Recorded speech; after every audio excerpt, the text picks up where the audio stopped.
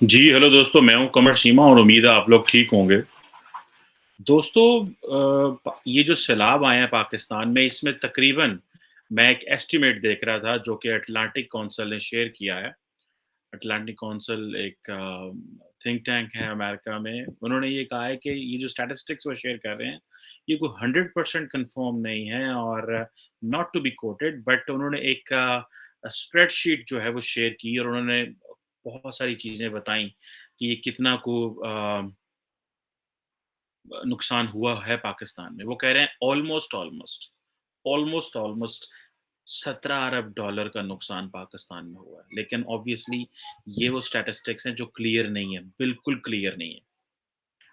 बहुत सारी असेसमेंट्स ये भी हैं कि पाकिस्तान का तकरीबन 20 से 25 अरब डॉलर का इसका नुकसान हो चुका है। उसकी वजह ये है कि जो सैलाब है, जो फ्लड्स हैं, वो भी नॉर्दर्न एरियाज़ में है।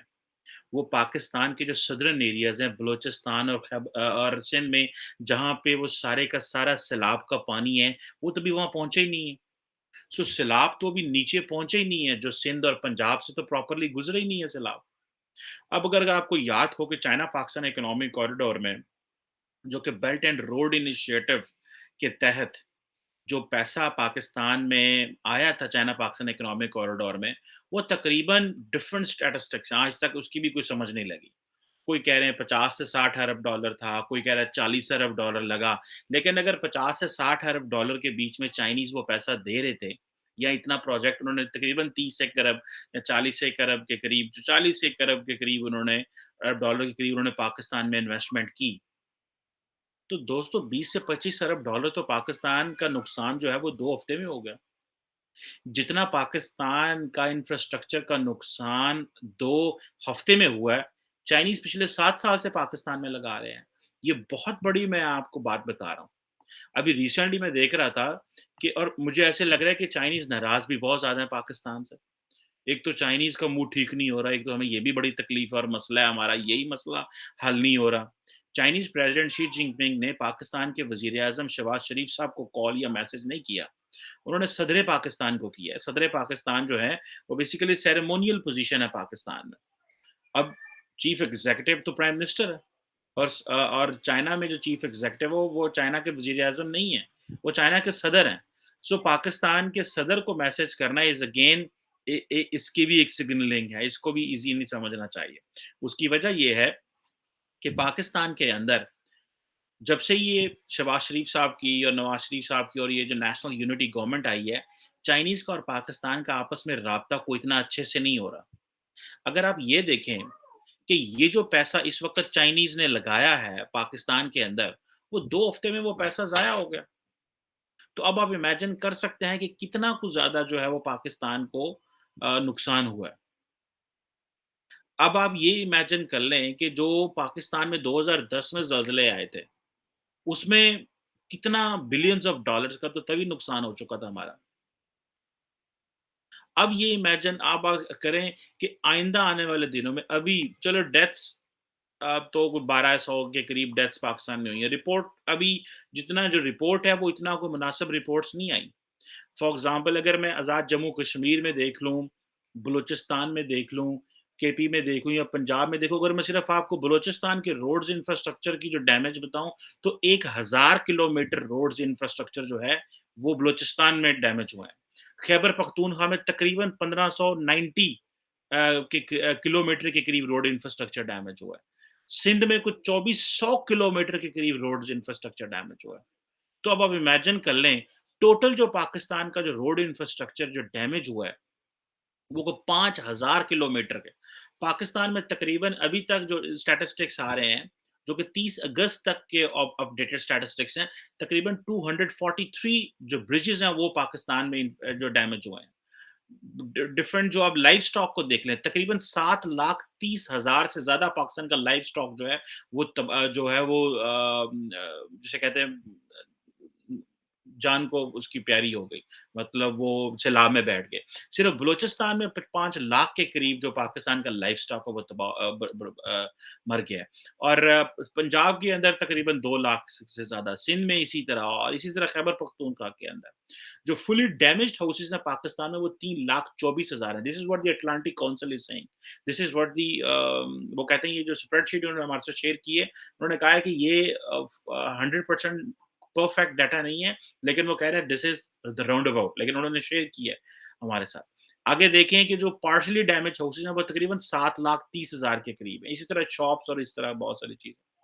तो अब आप इमेजिन कर लें, ठीक है, कि अब अगर शहरों की बात की जाए, तो तकरीबन शहरों की बात की जाए तो सिंध के अंदर कम से कम 30 से 31 बड़े शहर जो हैं, वो डैमेज हुए हैं। 30 से बड़े 31 शहर, जिनकी आबादी जो है वो तकरीबन जो है वो आप इमेजिन कर लें कि 1 करोड़ के करीब है। 1 करोड़ के करीब सिंध में लोग जो है मुतासर हुए हैं। इसी तरह सिंध में आप उसमें आ जाएँ, पंजाब में आ जाएँ, तो ज़्यादा यहाँ पे जो शहर हैं वो नहीं हुए, लेकिन साउथ में पाकिस्तान के जो है वो तकरीबन काफ़ी बड़ी जो है तादाद में लोग यहाँ पे मुतासर हुए हैं। अगर सिर्फ एरिया ही देखा जाए, क्रॉप्स का एरिया, तो 6.5 लाख एकड़ का जो एरिया वो तबाह हुआ है पंजाब के अंदर। इसी तरह खैबर पख्तूनख्वा में भी बहुत बड़ी तादाद है। क्रॉप्स का ओवरऑल देखा जाए, तो पाकिस्तान में लाखों एकड़ की जो क्रॉप्स है, वो तबाह हो गई है। तो आप इमेजिन कर सकते हैं कि कितनी बड़ी पाकिस्तान में तबाही है। मतलब अगर आप इसको सिर्फ मेजर करना शुरू हो जाएँ, मेजर ही करना शुरू हो जाएँ, तो आप इमेजिन कर रहे हैं कि हम कितनी तबाही जो है वो पाकिस्तान में मच सकती है और मच रही है। उधर पाकिस्तान का वो जो आईएमएफ का साइकिल है वो ही नहीं टूट रहा। हमारी जो ग्रोथ है वो ही नहीं हो रही। हम स्ट्रक्चरल प्रॉब्लम्स को सॉल्व नहीं कर रहे। अगले दिन भी मैं आपके साथ शेयर कर रहा था कि जो बड़े-बड़े मैक्रो इकोनॉमिक इंडिकेटर्स मेज़र करने वाले लोग हैं, वो कह रहे हैं कि भई पाकिस्तान के अंदर जब तक ये आईएमएफ का साइकिल नहीं टूटेगा, स्ट्रक्चरल प्रॉब्लम सॉल्व नहीं होंगे, अगले 1-2 साल में चीज़ें कैसे बेहतर होंगी? अब पाकिस्तान वो एज़ अ रेंटियर स्टेट कितनी देर चलेगा? पाकिस्तान कब तक अमीर जो पाकिस्तान के एलाइज़ हैं, उनकी जेनरोसिटी पे चलेगा? हमारी हम क्या एक्सपोर्ट करते हैं? लोग एक्सपोर्ट करते हैं। दुनिया में कौन-सा ऐसा मुल्क है जो लोग एक्सपोर्ट करता है? वो हमारे इकोनॉमिक माइग्रेंट्स से पूरी दुनिया में फैले हुए हैं, जो रेमिटेंस भेजते हैं उसके ऊपर मुल्क चल रहा है। एक्सपोर्ट तो है ही नहीं है। अगर वो 30-35 अरब डॉलर जो है वो पाकिस्तान के अंदर ना आए, तो पाकिस्तान को तो कब का डिफ़ॉल्ट कर चुका होता। और वो लोग जो ज़्यादातर यूरोप और बाकी जगहों में पहुँचे हैं, वो कैसे पहुँचे? अगर जो यूरोप पहुँचे हैं, वो सारे तो हमारे पंजाबी में एक लफ्ज़ लगाना है, डंकी लगाना। It means कि they went from Pakistan to Iran and then to Turkey and then they crossed Turkey and then they reached Europe. और फिर वहाँ पे वो बैठ के इल्लीगल वो सारे माइग्रेंट्स बैठ के पैसे भेज रहे हैं पाकिस्तान में। जिस यूरोप को इमरान खान साहब गालियाँ निकालते हैं। ये उसी यूरोप से पाकिस्तान को पैसा आ रहा है और आप लोगों की और फिर ये ट्वीट्स भी कर देते हैं इमरान खान साहब। अब ये पाकिस्तान का प्रॉब्लम ये है कि ये जो जो वर्ल्ड बैंक है या जो आईएमएफ है, ये सारे के सारे लोग जो हैं वो पाकिस्तान को एक ही चीज़ कह रहे हैं। अब दोबारा उन्होंने हमारा लोन शुरू कर दी है। अब फॉर एग्ज़ाम्पल हमारी कोई स्ट्रैटेजी है, अगर अब किसी ने अफ़गानिस्तान को इन्वेड नहीं करना, तो हमें कहाँ से पैसा मिलेगा? हम लोगों की जिसे कहते हैं ना लोगों के अच्छे बिहेवियर पे तो ज़िंदा नहीं रह सकते। हम जो कोई अजनबी वो अमेरिका, अफ़गानिस्तान पहुँचा और हमारा जिसਨੂੰ ਕਹਿੰਦੇ ਸਾਡਾ ਦਾਲ ਲੱਗ ਗਿਆ ਤੇ ਅਸੀਂ ਬੜੇ ਖੁਸ਼ ਹੋ ਗਏ। ਅਸਾਂ ਕਿਹਾ ਲਓ ਜੀ ਬੱਲੇ-ਬੱਲੇ ਦਿਹਾੜੀ ਲੱਗ गई वाह-वाह। बल्ले-बल्ले साडी दिहाड़ी लग गई। सो हमने हमारा प्लान क्या है? यानी कि क्लाइमेट चेंज तो हमारे पास तो रिसोर्सेज़ नहीं है क्लाइमेट चेंज के लिए। कोई बंदा ये कह रहा है वो हमने क्योंकि पाकिस्तान में वो जो बड़े-बड़े डैम्स नहीं बनाए इसके लिए फ्लड्स कोई कह रहा है अगर बड़े डैम्स बनाते तो बड़े फ्लड्स आते हैं। यानी कि पाकिस्तान का सारा पानी जो है वो बह रहा है लेकिन पाकिस्तान के पास स्टोरेज कैपेसिटी नहीं है। यानी कि इतनी बड़ी नेचर की जो इतना बड़ा अगर हम रिजर्वॉयर्स बनाएँ, तो ये सारा पानी तो स्टोर हो सकता है। हम शुक्रिया अदा करते हैं, भई आईएमएफ आपका शुक्रिया, लेकिन आईएमएफ के साथ सऊदी अरब का शुक्रिया, आईएमएफ के साथ यूएई का शुक्रिया, आईएमएफ के साथ कतर का शुक्रिया, आईएमएफ के साथ वर्ल्ड बैंक का शुक्रिया। ये कब तक हम शुक्रिया पे जो है वो मुल्क चलाते रहेंगे? 24 करोड़ की जो अवाम है, वो शुक्रिया पे नहीं चल सकती। 24 करोड़ की जो अवाम है, वो क्या इसी तरह अब चाइनीज़ ने भी जो 50 अरब डॉलर आपके मुल्क में लगा दिया, अब आपका सारा इंफ्रास्ट्रक्चर फिर टूट गया। तो ये इंफ्रास्ट्रक्चर हमने कैसे बनाना है? क्या इसी तरह हम बनाते रहेंगे? कि लो जी ठीक है, एक मुल्क आएगा वो इंफ्रास्ट्रक्चर बनाएगा और एक मुल्क है वो जो चला जाएगा। पाकिस्तान को अगर मीनिंगफुल रिफॉर्म्स हमने ना की तो Pakistan is not going to go anywhere. हम यहीं खड़े हुए हैं। एक नेचुरल कैलामिटी आई पूरी दुनिया में आप पूरी दुनिया का मीडिया पढ़ें, तो पूरी दुनिया का मीडिया एक ही बात कर रहा है कि पाकिस्तान जो है वो नेचुरल कैलामिटी जो है उसको अवॉइड कर सकता था। हम इससे बच सकते थे, लेकिन हमारे पास प्लान ही कोई नहीं। हम तो सारा टाइम मसरूफ़ हैं कि जी वो इमरान खान साहब जो है ना, अदालतें जो है इमरान खान साहब को सज़ा नहीं दे रही। इमरान खान साहब कह रहे हैं मुझे पावर में लेके आओ तो फिर तुम्हारा मुल्क ठीक हो सकता है। इमरान खान साहब पॉलिटिकल अनसर्टेनिटी क्रिएट करके रखते हैं ताकि मैं जो है वो अदारों को प्रेशर करेंगे, इलेक्शन कमीशन को प्रेशर करेंगे, फ़ौज को प्रेशर करेंगे और अब तो जुडिशरी को भी गालियाँ देनी शुरू कर दी हैं। आज इमरान खान साहब पाकिस्तान की हाईएस्ट कोर्ट में कल पेश हुए और उन्होंने वहाँ पे जो बातें की, उन्होंने कहा मैं माफ़ी नहीं माँगता। कोर्ट ने उनको फिर टाइम दिया कि आप हमारे साथ माफ़ी माँगे, 1 हफ्ते का जवाब है। कोर्ट ने ये तो नहीं कहा माफ़ी माँगे, लेकिन उन्होंने कहा एक एप्रोप्रिएट जवाब दें कि जो आपने हमारी जो जज है, जो एडिशनल सेशन जज आई थिंक उनकी जो इंसल्ट की है। लेकिन वो कह रहे हैं मैं नहीं माँग रहा। अब वो कहा जा रहा है, पीटीआई के लोग कहते हैं कि जजेस को इमरान खान से माफ़ी माँगनी क्योंकि Imran Khan is above the state. So ये जो चीज़ है, ये बड़ी इंपॉर्टेंट है। ये जो हमारी ब्यूरोक्रेसी है, जो एक ये इससे हमारी जान कब छूटेगी, हमारा सिस्टम कब आगे चलेगा? एक तो आपके मुल्क में हमारे मुल्क में इन्फ्लेशन है, इकोनॉमिक ग्रोथ है ही कोई नहीं है। ईगोइस्टिक किस्म के हम लोग हैं। ਜਿਹਨੂੰ ਕਹਿੰਦੇ ਨੇ ਅੱਖਾਂ ਸਾਡੀਆਂ ਮੱਥੇ ਤੇ ਹੁੰਦੀਆਂ ਨੇ, ਠੀਕ ਹੈ जनाब। ਤੇ ਅਸੀਂ ਕਹਿਣ ਡਏ ਹਾਂ जनाब दुनिया ਜਿਹੜੀ है ਸਾਡੇ ਨਾਲ वो ਅਸੀਂ दुनिया हमें वो दे, दुनिया हमारे साथ बेहतरी करे, ਅਸੀਂ दुनिया ਦੇ ਨਾਲ ਕੁਝ नहीं करना, दुनिया ਨੂੰ ਸਾਡੇ ਕੋਲ आना चाहिए। भाई क्वेश्चन ये है कि ये अपना ये साइकिल हम कैसे तोड़ेंगे? हम इम्पोर्टेड ऑयल पे कब तक ज़िंदा रहेंगे? क्या हमें अपनी रोशनियाँ चलानी है कि नहीं? हमें अपनी गाड़ियाँ चलानी है, हमें अपनी फैक्ट्रियाँ चलानी है कि नहीं चलानी?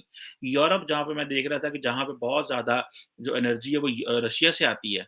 तो इन्होंने मैं पिछले दिनों एक रिपोर्ट देख रहा था कि जर्मनी ने जो लोगों को पहले ही मोबिलाइज़ करना शुरू कर दिया है कि भई आप लोग जो है कम लाइट्स जलाएँ। क्योंकि वो जो ताकि विंटर से पहले लोगों को बताना शुरू कर दिया गया है कि लाइट्स कम जलाएँ। जो फाउंटेन्स हैं, वाटर फाउंटेन्स हैं, उनको बंद करें, ताकि लोगों को एहसास दिलाया जाए। सो पहले ही आप लोग आप लोग ब्रेस अप कर लेते हैं अपने आप को। सो ये पाकिस्तान जो है, जो चीनियों ने पाकिस्तान में पिछले 7 साल में, 8 साल में पैसा लगाया है, वो डूब चुका है। उसका आधा पैसा तो डूब चुका। अब हमें नया इंफ्रास्ट्रक्चर चाहिए। जो पाकिस्तान में तो इस वक़्त सबसे बड़ी बहस ये नहीं हो रही कि हमें इंफ्रास्ट्रक्चर के लिए पैसा कहाँ चाहिए। अब तो हमारे पास तो पहले ही इंफ्रास्ट्रक्चर टूटा हुआ था। आपको याद है मैं अपने इन इस डिस्कशन में इस स्पेस पे बड़ी दफ़ा बात कर चुका हूँ कि पाकिस्तान का जो मेन हाईवे है that connects Islamabad to Lahore, that is broken.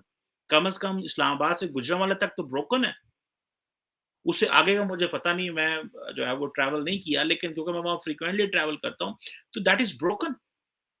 तो वहाँ पे हम लोग जो है, हमारा तो मेन जीटी रोड जैसे ग्रैंड ट्रंक रोड है हमारा, तो वो टूटा हुआ है।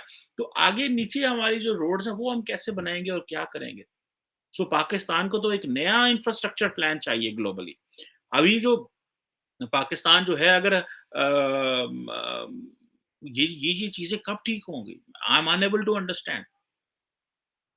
आई एम अनेबल टू अंडरस्टैंड कि ये क्या होगा? ये अगर आप अपने देखेंगे अपने मुल्क को इर्द-गिर्द एक तबाही है जो मच चुकी है।